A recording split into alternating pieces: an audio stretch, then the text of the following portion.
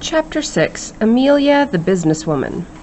In the fall of 1929, the stock market crashed. Many people lost a lot of money. Many also lost their jobs. It was the start of the Great Depression. Amelia worried about her parents, who had split up again. Her mother was living with Amelia's sister and husband. Amelia helped out by giving her mother some money every month. Her father was ill, so Amelia bought the log cabin in Los Angeles where he was living. Amelia felt a strong sense of duty to her parents. The Great Depression. It started on October 29, 1929. That was the day a lot of people lost a lot of money on the stock market. Since they had less money, people couldn't buy things. Businesses had to close. Millions of people lost their jobs. Soup kitchens were set up to feed people. The hungry waited for hours in long lines, hoping to get a little free food. The Great Depression dragged on for years. Mother Nature made things even worse. There was very little rain in the Great Plains during the 1930s. Farmland turned to dust. More families became homeless. Under President Franklin Roosevelt, the government formed a plan to make things better. It was called the New Deal. Jobs were created. People began to make money again.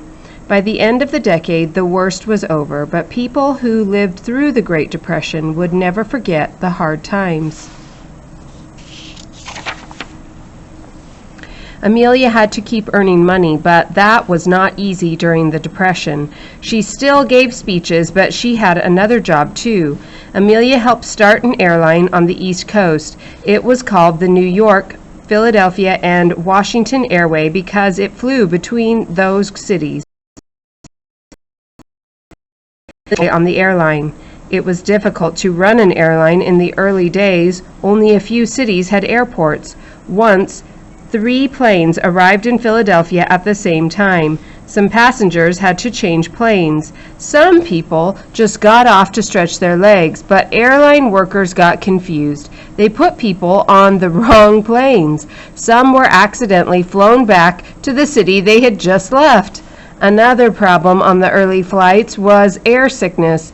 It wasn't just the bumps. Fumes from the engine often came into the cabin. There also was no air conditioning. Sometimes more than half of the passengers on a plane threw up. Still, more than 1,500 passengers flew on the tiny airline during the first 10 days. Amelia was happy to report that almost half the tickets had been sold to women. Aviation industry. Today, traveling by plane seems as normal as taking a bus, but it wasn't always that way. In fact, your grandparents may not have stepped foot on an airplane until they were grown-ups. At first, airplanes primarily delivered mail, not people, but the many small companies that carried mail sometimes allowed passengers to travel as well. By the late 1920s, these smaller companies combined to form 4 larger airlines: TWA, United, Eastern, and American. They were known as the Big Four and were the first to schedule passenger-only flights. In 1923, the first non-stop flight to travel across the country carried passengers from New York to San Diego. It would be another 30 years before a passenger jet traveled non-stop between New York and London. By mid-century, the airline industry in the United States had truly taken off. Besides working with the airline and taking care of her family, Amelia was still trying to set records.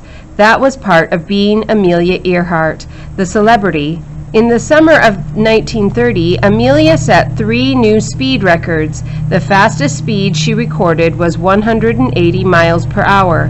Today, the average is 700 miles per hour.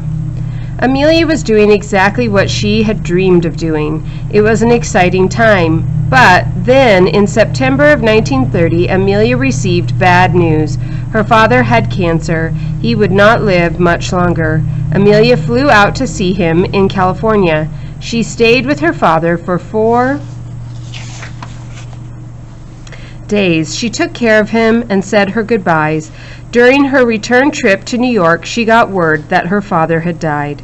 It was a very sad time for Amelia. She missed her father. She also was under a lot of pressure. She worked for an airline. She gave speeches all over the country. She raced her airplane and set records.